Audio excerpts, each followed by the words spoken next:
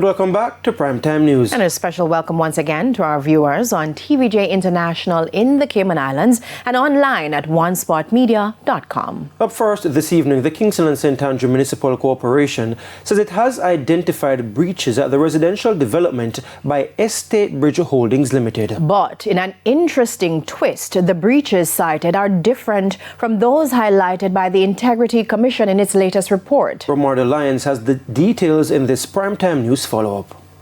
A report submitted by the Chief Engineering Officer at the Kingston and St. Andrew Municipal Corporation KSAMC outlined breaches of the approved building permit issued to the Estate Bridge Holdings Limited. In a release Wednesday, the KSAMC says the breaches were identified during an inspection conducted on October 31, 2024. It adds the breaches were only discovered after the Integrity Commission's site visits on July 12 and 23, 2024.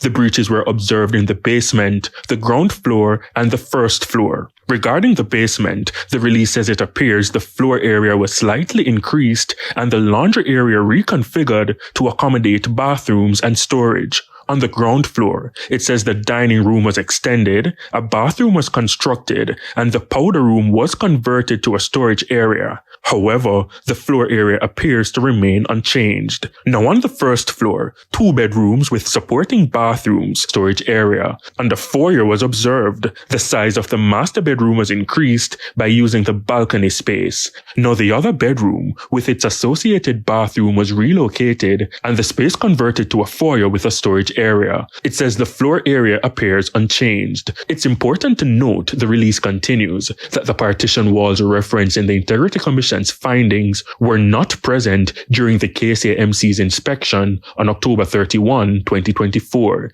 It says this suggests that modifications had been made to the structure before KSAMC's site visit on October 31, 2024. Additionally, the release says the Chief Engineering Officer's report, therefore, could not refute the Integrity Commission's claim that 4-bedroom units were being constructed at an earlier stage. Romarda Lyons, TVJ News.